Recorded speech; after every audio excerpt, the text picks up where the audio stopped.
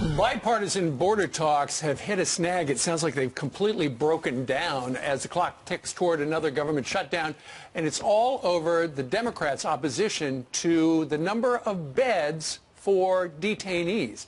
Our next guest used to lead the agency, and he's here with the message for those who want to defund it. Former acting ICE director and Fox News contributor Tom Homan joins us from D.C. Tom, good morning to you. Good morning. Good morning.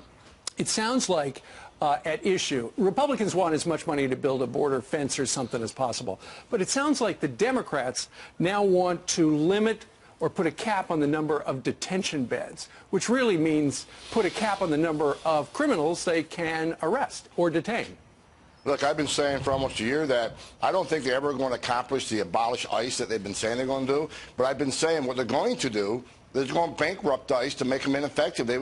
They'll take their money away so they can't do their job. I mean, the number they put on the table, like 32,000 cap beds, understand ICE is currently at 47,000, which means they're 15,000 over the cap.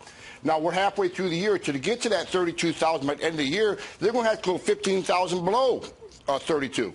So that means if they're 15,000 above, they got to go 15,000 below. ICE will have to release 30,000 people from custody. 30,000. Tom, tell us how it works. If you find someone who is coming across the border and they have, what is it, a criminal past, then you detain them and you put them in one of these beds?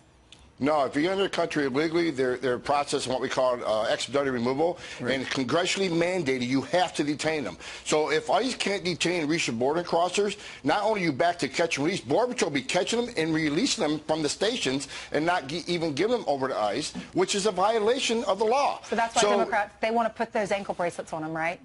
Ankle bracelets. Look, ankle bracelets, first of all, 1/3 of the people that wear ankle bracelets cut them off. Ankle bracelets do not equal deportations. If you look at how long, because once you get an ankle bracelet, you're on the non-detained docket, which means immigration court puts you on the backlog. So you're going to be in the country 7, 8 years. So it may be cheaper per day for an ankle bracelet, but you're on the docket so long. If you would have been to detention, the average stay in detention is 37 days. It's far cheaper to detain somebody and remove them. You put them on an ankle bracelet, it costs a lot more money in the long run. Wow. So, Tom, how would this work? If they don't come to an agreement, does ICE get starved anyway because no new money comes in? Look, there isn't going to be an agreement. They're so far to the left. They ought to just go home at this point. There's going to be no agreement. And I think the president, I think he'll either shut it down, he's going to declare an emergency because he knows what's going on. I've spoken to him. This is a non-starter. I mean, I don't think, if one Republican in this committee agrees to this, they need to be fired. This is by far, in 34 years I've done this job, this is the worst by far that the Democrats ever put on the table to stop and enforce immigration law. One of the Democrats last night said ICE has to stop arresting law-abiding immigrants and concentrating on criminals. First of all, ICE don't arrest law-abiding immigrants. We arrest people that violate the laws and are here illegally. Right. Number two, if you look what ICE did, 9 out of 10 people they arrest are criminals. You can't say concentrating on criminals, but don't go in our jails because we believe in sanctuary cities. It's just ridiculous what's going on. Well, it's unclear when the talks are going to resume, and apparently they haven't even figured out what the number for the wall would be. So stay tuned with that.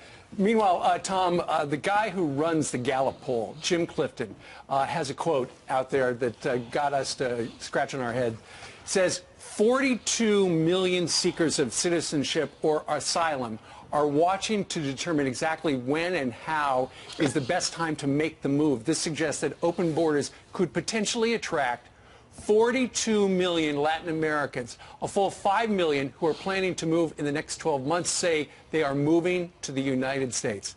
That's a wake-up call.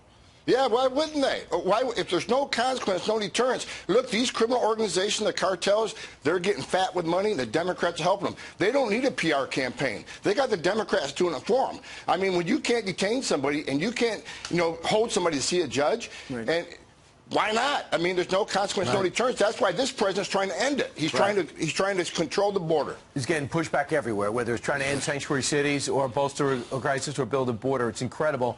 Meanwhile, Politico had this story. We want to get your reaction. The Border Patrol is in a recruiting crisis right now. Is there a worry of yours that will be an ICE crisis soon, too? ICE has never had much recruiting because I hired a lot of Border Patrol agents. I mean, I think the Border Patrol, the problem is, look, these men and women put their lives on the line every day, and they see half of Congress that don't support them. You know, when you hear the talk that Democrats are doing right now, it's hard to go to work every day and put your life on line knowing that the Democrats don't think illegal immigration is a problem. They said yesterday that concentrate on criminals. For those that enter the country illegally, I shouldn't even go to look for them. It's got to be frustrating for the men and women, but you know, they're patriots. They put their lives on the line every day to do the right thing in this country, but it's got to be morale buster after a while. Yeah. Is it frustrating for you, though, to know that Republicans had a chance? I mean, Republicans were leaders of the House and the Senate and a Republican president. Why didn't anything get done then? Well, first of all, they never had the 60 votes, so they're not going to get one Democratic vote. They're just so far to the left now, it's ridiculous. But it's frustrating to me as I sit there. My last 9 years in the agency, I dealt with congressional appropriators. I know the games they play.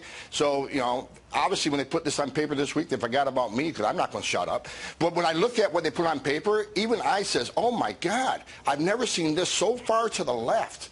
I mean, they have pulled the curtain back, and I think it's going to hurt them in the long run because America's not going to put up with this. Well, and the president has made it very clear with his Twitter machine. He's been telling everybody what they're up to. Let's see what happens regarding some sort of an agreement. Look, we got the best. We got the best president. We got the right president at the right time.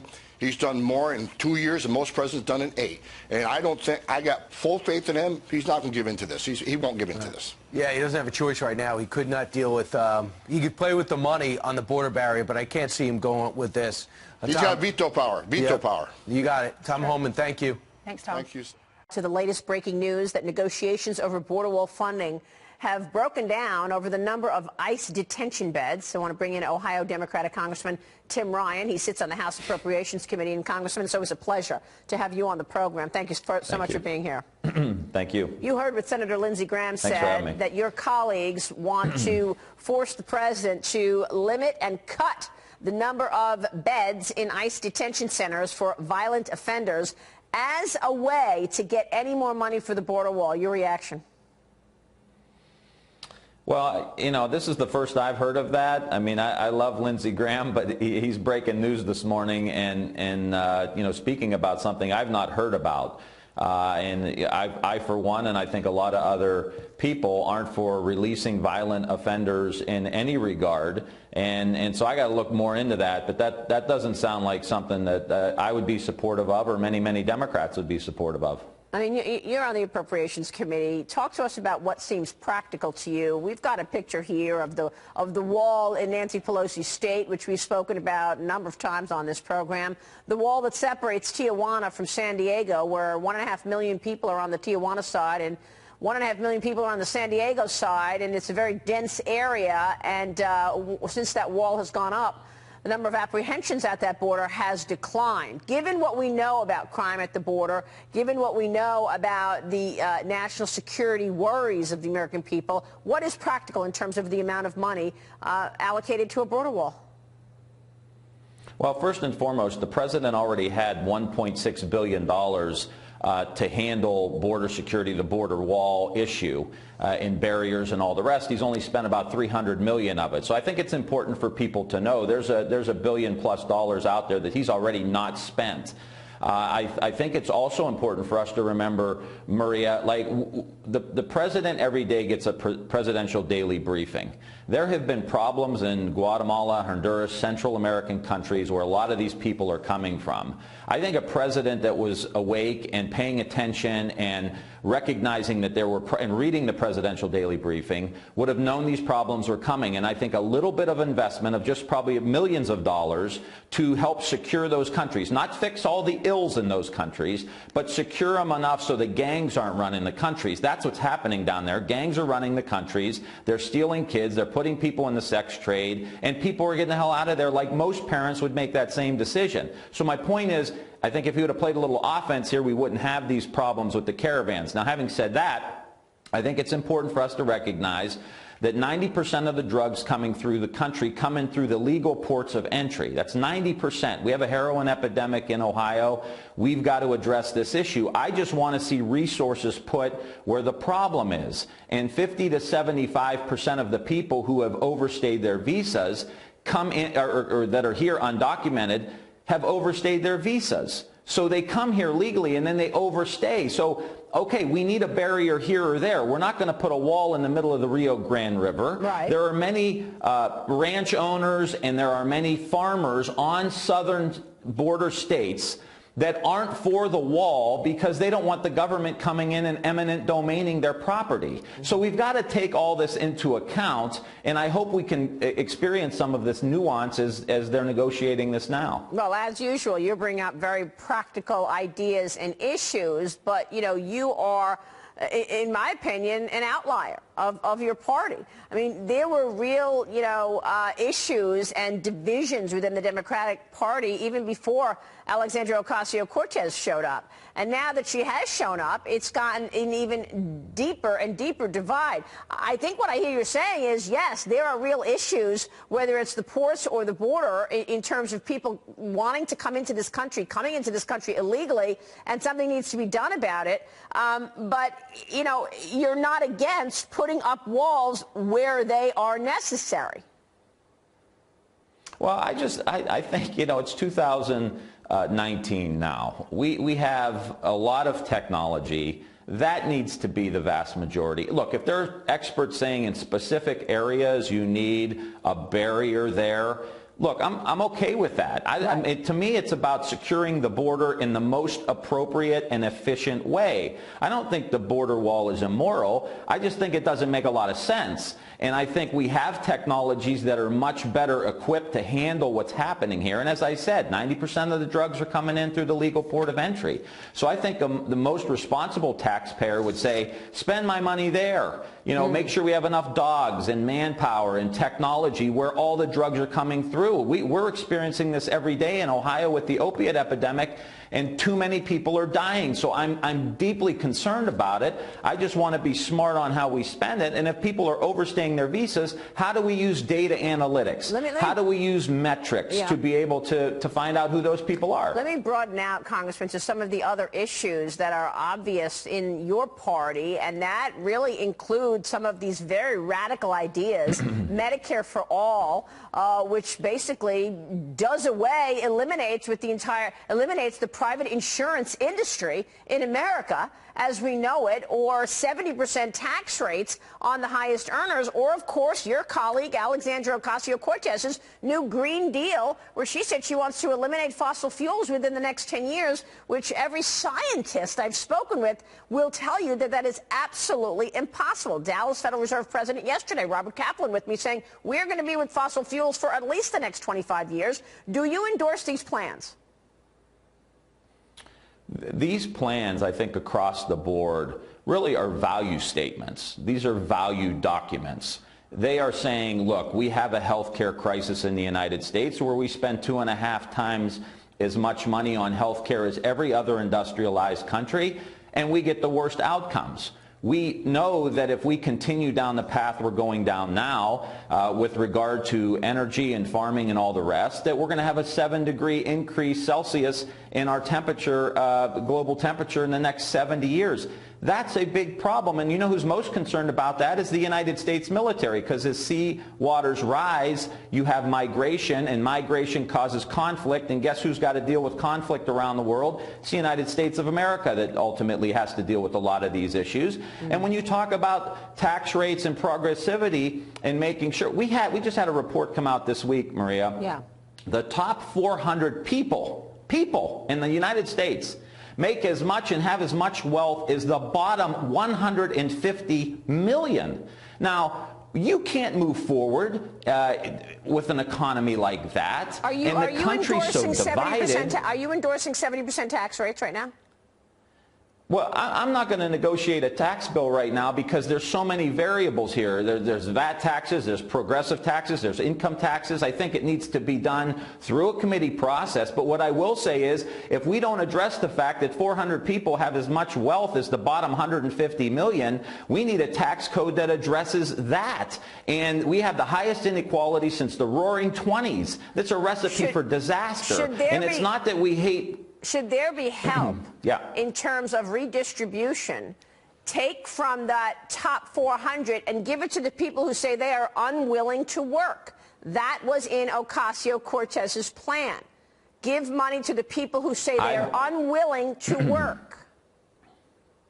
I believe that every able-bodied American needs to go to work. They need to work hard just like everybody else. But work needs to pay, too. And the problem is, for most workers the last 30 years, they haven't seen a raise. And I think what she's trying to do is highlight these issues. And workers want cut in on the deal, Maria. But that's all they want. They don't want... They're not cut in, though. They're not cut in. I would think that people also want the honesty of what these kinds of plans cost and if there is actually making sense to them. For example, the Medicare for All is going to cost more than $30 trillion. Now, we're talking about $36 trillion over 10 years when you're talking about $5.7 billion for a border wall. What percentage of that is the overall, what percentage of the overall budget is $5.7 billion for a border wall? And you've got these pie-in-the-sky ideas like $36 trillion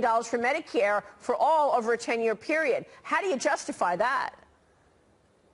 Well, I mean, yeah, that's the cost, but it's also dramatically reducing, probably by 80%, your private health care costs. So it's not just you continue to pay private insurance, and then you also pay the additional money for the Medicare for All system. And I think we've got to talk about how best to implement it. But the number one issue, and this is what I say, these are conversations we need to have as a country, and we're not having them. We spend 2.5 times as much as every other industrialized country. We get the worst results, and people can't afford to pay for health care. They can't keep up. So what are we doing about it? The president's plan, both of them, we're throwing 20 million people off of health care. Look, none of this is going to be perfect, but here's the main point. We've got to come together. A divided country is a weak country, and that's why we're having all of these problems. We're so divided. Yeah. Look, the government is a limited partner in some of this stuff, but we also need the free enterprise system to help us with this. We're not going to convert to a green economy without the private enterprise or without American business. So we all need to sit down. We're not going to fix health care with just the government or just the private sector. We have got to come together. We are weak now because we are divided, and I hope we can start coming together, because when we're so divided and we're pitting white workers against black workers and black workers against brown workers, guess what? The top 400 wealthiest people in the country get as much wealth as the bottom 60%. Congressman, thank you so much for joining us this morning. Good to see you, sir. Thanks, Maria. Congressman Tim Ryan. Back in a minute.